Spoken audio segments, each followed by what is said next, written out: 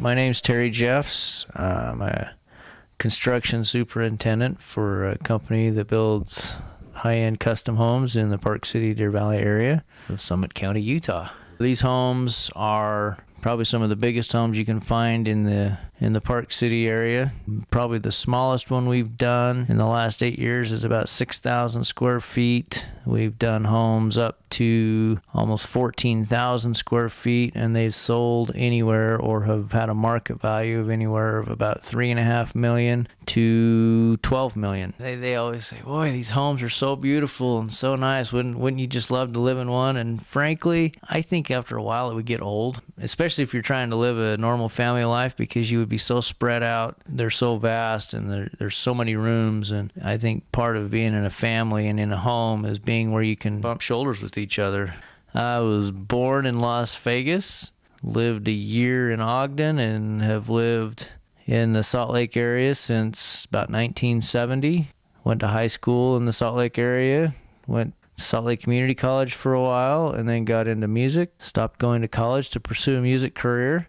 After playing in several club bands during the 80s, early 80s, a friend that I had played guitar with me knew a family that had started this family type of band, and it just gotten to the point where they really wanted to kind of expand, and so they asked my friend that was a guitar player to come and play guitar with them, and so now they were down to playing to just a bass guitar track and a drum track. They talked about having a drummer come in, and so he said he knew somebody that played drums, so he called me, and they liked what they heard, and I thought I'd entertain it for a while, and over the period of time, we started playing quite a bit, involving a lot of choreography with the singers and even with the guitar player and bass player, so that they weren't just standing in place. We would just spend a lot of time writing music and improving the music that we had written previously, and we got involved with some marketing people and some other people that were in the industry. Basically, they came into us and just said, if you guys really want to take this another step,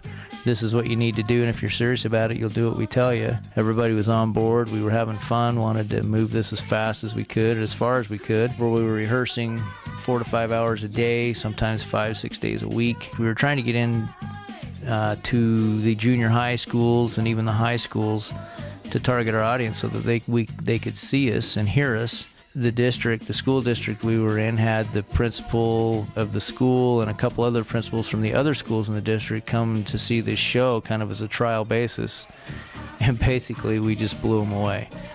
And they were so excited about it, we just kept getting phone call after phone call after phone call within that district, and then it exploded into another district and another district, and next thing you know, we were pushing out of the city and doing districts in smaller towns in southern Utah, northern Utah. After school hours, we would sell posters and t-shirts and sign autographs, and we had one song that was released on one of the local radio stations, and that was kind of exciting to hear your own music on the radio. People really started to recognize who we were. At one point, we had done about 180 shows. Finally, a company out of New York expressed some interest, sent one of their A&R guys out. We did a showcase. At the end of that showcase, they basically were talking recording contract. Over the period of a couple of months, we would get bits and pieces of where the negotiations were. We would see portions of the contract, back and forth, and then they finally said that we've got it all done. We'll FedEx the package. We got the package. Everybody signed it. It went back, and they said we'd probably be relocating to New York or to the East Coast somewhere within the next 30 to 60 days. And within about 6 weeks, we hadn't heard anything.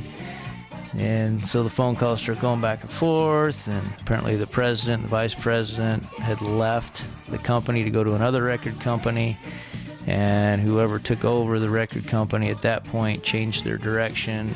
Then everybody at that point, it had been several years, probably 4 to 5 years in the process of getting to that point. Some people were starting families, wanted to take a break, and it never really rematerialized after that.